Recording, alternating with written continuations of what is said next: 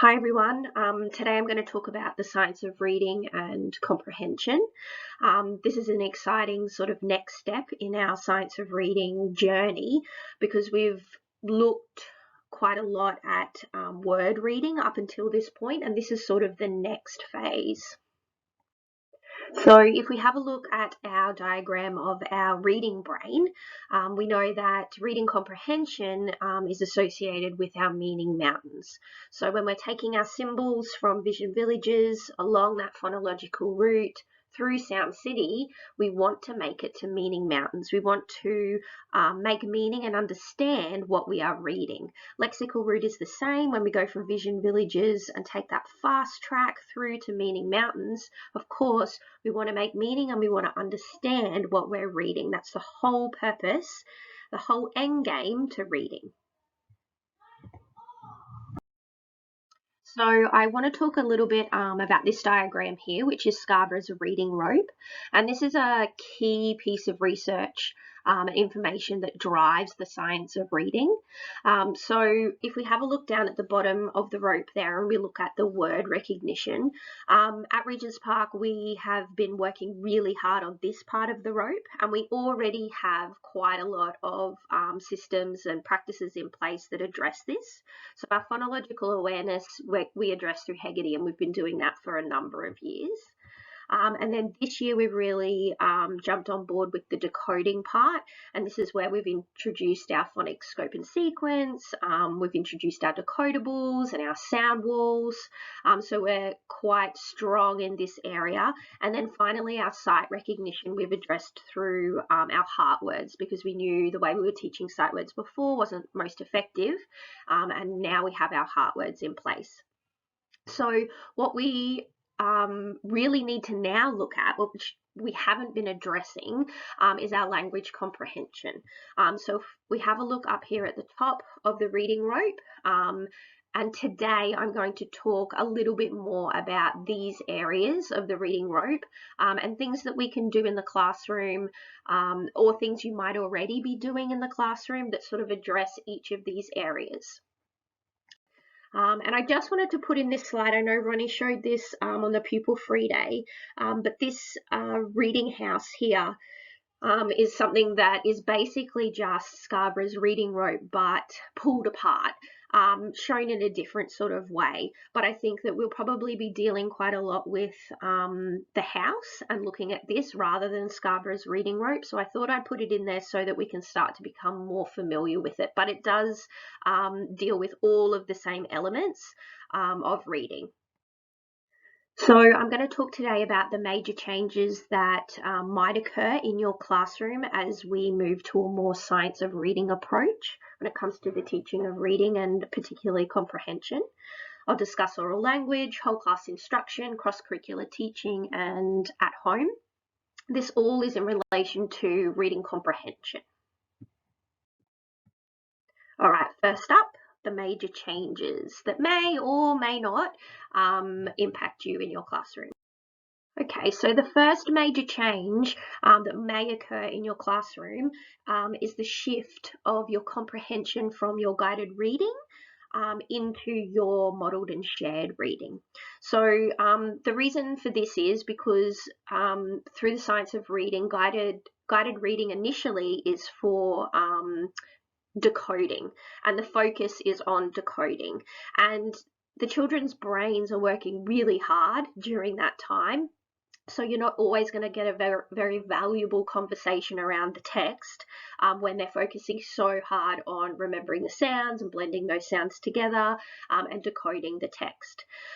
So you can still absolutely do comprehension questions during guided reading, but what we're suggesting is that the text is probably not very rich or complex, and you're not going to get those in-depth conversations during guided reading.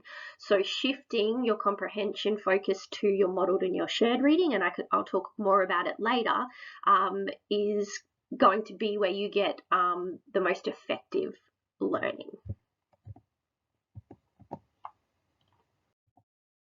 All right, so just on that note, Like I said before, you can absolutely still do some basic comprehension during your guided reading. I'm not suggesting that you completely get rid of it during guided reading. It's just that it shouldn't be the focus until those students have moved in past that complex code.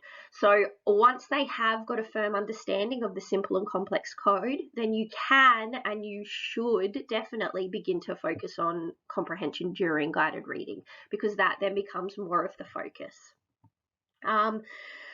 So obviously, once they're at this point where they can, already decode, and we're starting to transition to a focus of comprehension during guided reading, that's when you're going to do those deep dives and have those meaningful conversations, and that you want to be choosing texts that are rich and authentic, so that they're able to really analyze the books. All right, and change number 2 may or may not be the teaching of comprehension strategies. So you can see down in the corner here, we've got our cafe. And once upon a time, and I think cafe is just a different model for all of this same stuff. But in that comprehension part of cafe, somewhere along the line, it turned into a bit of a list, like a checklist to be ticked off. And so we were just working through each of the strategies. And from a science of reading point of view, that isn't the most effective way to teach comprehension strategies.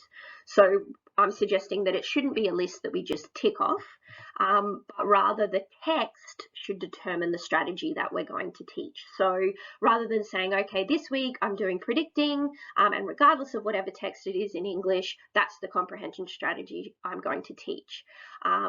Through the science of reading, it's around the other way. So we look at what the text is that we're doing with the class, and then we go through all those comprehension strategies and perhaps choose one that best suits that text, and one that we can then explicitly teach. The other thing too is that we definitely need to make sure that we've got a balance of fiction and non-fiction, and I think traditionally, because reading comprehension has been taught in English, we find that it's very heavy in fiction. And that doesn't always allow for the comprehension strategies, obviously. So sometimes some of the comprehension strategies that are more inclined to be aligned with science or HAS texts end up getting forced into fiction texts, and that's where it starts to get a little bit messy and less authentic. So teaching comprehension strategies shouldn't always be taught in English. We can definitely still teach some of those strategies in different subjects like science or HAS or health or anything like that. Okay, so for the next one, I want to talk a little bit about oral language. And we know when we look at our reading brain that oral language is the very first step, the very first important part to reading. So we know that it's a prerequisite for comprehension, and something that you might want to think about or reflect upon is, are you having opportunities for meaningful conversations in your classroom? So is there time for student voice, and is there time for class discussions? I know Sue brought this up recently in a CIC, and it really makes you reflect, because sometimes you get really bogged down in the explicit teaching and all of the things that need to be covered, that we forget that making time for those meaningful conversations is really an important skill and an important part of our program in order for comprehension to happen for these for our students. So oral language obviously is associated very heavily with the vocabulary part of Scarborough's reading rope. So I just thought I'd do a quick little list of things that you could have in your room to help promote vocabulary. And I know that, I definitely know that we all have some of these already, but perhaps you want to reflect upon them, or perhaps this gives you an idea of something else you can add in to your classroom. So just being mindful of looking for those opportunities for vocabulary. So again, like I said before, we don't just want it to be in English that we discuss vocabulary. Obviously, we want to do that in all of our subjects. Something that's really important is a daily review of vocabulary, and that repetition, particularly for our students who sometimes have those working memory issues, is very important.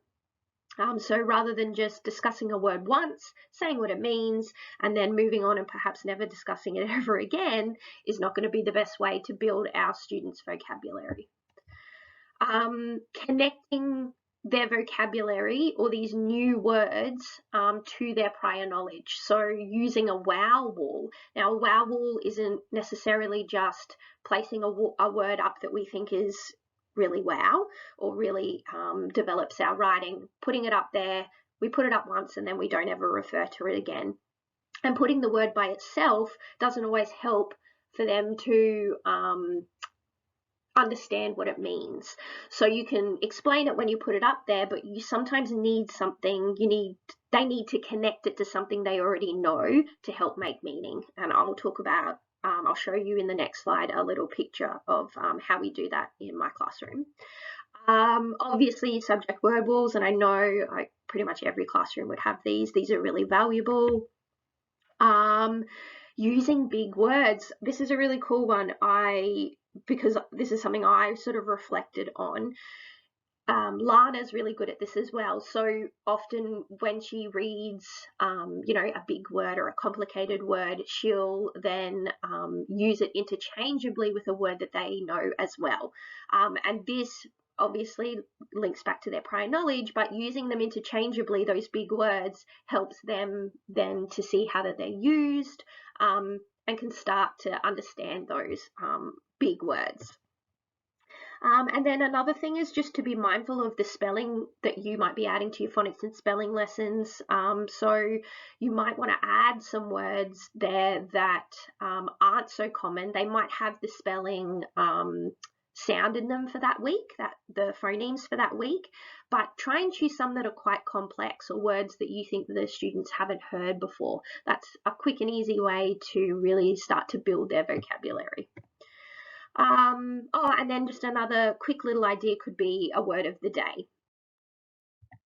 Okay, so this is an example of mine and Lana's wow wall, and you can see here that we've added posters up. We do this during our shared and modelled reading, so we don't just add them up randomly, we do them together as a class, and in the middle of each poster is a boring adjective, and then as we find other words, we add them to the posters, other words that mean happy, for example. And what we find is that this helps them to connect to their prior knowledge. So they know what happy means, so they can then go and use these other words that also mean happy. It really helps them in their writing.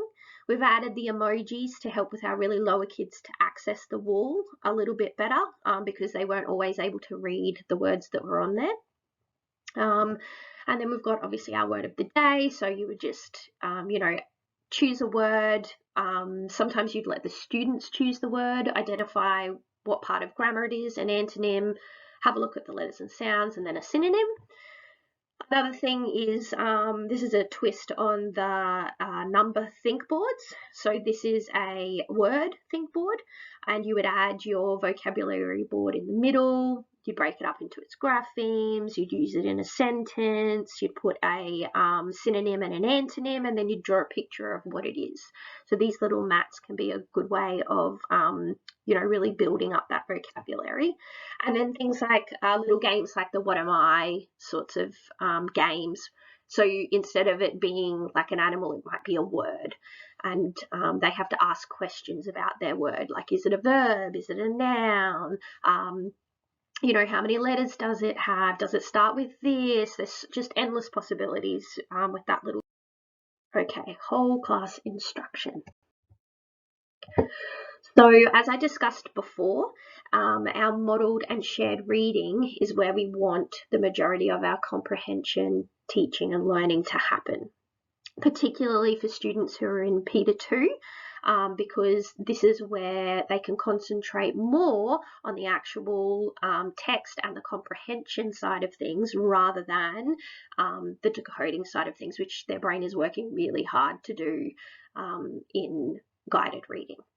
So we are, by doing it in modelled and shared reading, you can see here we're removing the barriers of trying to decode and comprehend at the same time. When we do it during modelled and shared reading, one of the suggestions is that you look at the same text over a week or a larger period of time so that you're allowing for in-depth discussions and exploring. So rather than looking at a new text every day and doing it really surface level, you can take the time to really delve deep into the text. And then using this modelled and shared time to create those anchor charts for the comprehension strategies, and then obviously using this time to model and do those read alouds while you've got the mentor text there with you.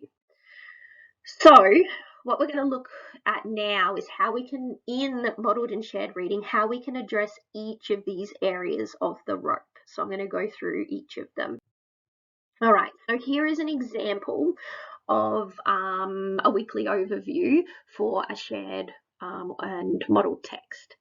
So you can see here down the bottom I've got hey little ants, and then along the bottom I've got little buttons. In year one we've been doing PowerPoints for quite a while so that we're all on the same page with English, and we work our way through each day. So let's have a look. So first of all, we're addressing the vocabulary each day. So after we've read our shared text as a class, on a Monday we introduce the vocabulary words, which would only be 4 or 5 words from the text. And then each day we go back and review them. It's really important that we review them and discuss them on multiple occasions if we want the students to remember those words and have opportunities to use them. It doesn't mean that you do the exact same thing every day, but it means that you go back and revisit them. So you might on a Monday introduce them, on a Tuesday you might say, oh, does anyone remember what these words mean? On a Wednesday you might do an activity where they've got to use it in a sentence or a think, pair, share, or there's endless possibilities on how you can review the words each day. Then we move into the language structures of the rope, and this part here is associated with the writing revolution, and I know lots of people are interested in this part, and we will definitely be delving more into the writing revolution, but this is things where we actually look at the syntax and the semantics within our text. So we're looking at the nouns and the verbs, we're looking at sentences, sentence types, how to expand sentences, how to use our vocabulary in sentences, all of this sort of thing. The writing revolution is very much associated with looking at writing and reading comprehension from all the way from sentence level and then up to text level, rather than it's a little bit different to what we're used to, which is probably the opposite, where we look at, say, a genre or a text structure and then we break it down. This is the opposite, where we're starting off really small and we're slowly building our way up. Then we can do our verbal reasoning side of things, and these are our QAR, our question-answer relationship types of questions. That's this sort of thing. So this is really old, and lots of you probably remember this, but I still use it quite often because it is a very valuable resource. So this is where we have 4 different types of questions we can ask our students. We have in the book questions, and we have in our head questions. So the in the book questions are our literal comprehension, and our in our head questions are our inferential type questions. And you can see here, I use this quite a lot because it gives me those little sentence stems. So I can use these to start my questions when we're reading a text. So making sure we're making time to ask these types of questions of our students during that modelled and shared. And I might model how I might answer a question using some of these sentence stems. And then if we move to the next part, which is our literacy knowledge, and this is where we really start to look at the text genre and text structure. So we might be looking at, okay, so this is, what type of genre is this? Is a poem? Is it a narrative? How do we know? What does it have in it that tells us that it's that type of genre? How does this genre compare to perhaps the text that we looked at last week? How is it different? That's a really important part of comprehension. understanding how a text is structured and organized and what those elements are that make it that type of genre. Right, so with reading comprehension, it's important to remember that this isn't just in English.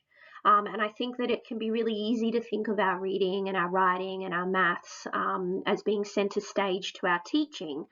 But I think that learning about the world around us is what's going to build necessary background knowledge for good comprehension. And vice versa. So choosing text in English that includes science and HASS knowledge is also going to build up that knowledge. I think what's really exciting is that even just next term, we're starting to make some changes and think more about how we can use cross-curricular teaching, so how we can merge some of our subjects together and look at topics across different subjects to assist with our teaching. And this in turn is definitely going to assist with comprehension. So encouraging reading at home is a really important part of reading comprehension. And sometimes families forget when we introduce home readers that reading to their child is just as important as the child reading to them. So sending something home like this could be a really helpful way of reminding parents that you can still be reading to your child, and these are the sorts of questions that you may like to ask them to help assist with their comprehension. So a quick review of what we've discussed today. So we know that we have some really strong practices already in place for word recognition. But today we discussed the language comprehension side of things, and these are just some of quick little things that you could be doing in your classroom to make sure that you're addressing the language comprehension of your students.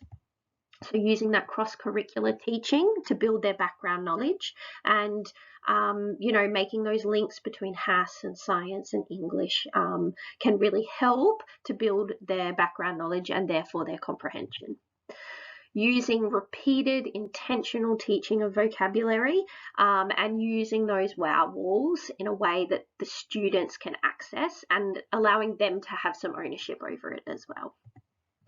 The language structures through our writing revolution, and we will definitely discuss this in more detail very soon, but making sure that we are looking at those parts of language because that will assist with their overall reading comprehension.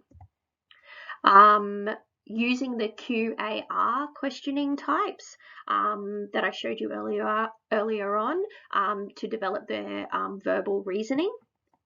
And then finally, making sure that we're actually looking at genres and text features within those genres and comparing those as we do. That's going to help to build understanding of the literacy knowledge and therefore the language comprehension. So this is just to remind us that reading comprehension is the end goal of reading. So once they've, reached that completion of the complex code, we really want to be then focusing heavily on our reading comprehension. I think what we need to remember is just that we need to shift our focus and be willing to teach both reading comprehension and decoding in isolation before we bring them together. So this PowerPoint will be offered as a face-to-face group session next Wednesday. So if you want to come along, you're welcome to, and we will discuss probably in a little bit more detail. Thanks, everyone.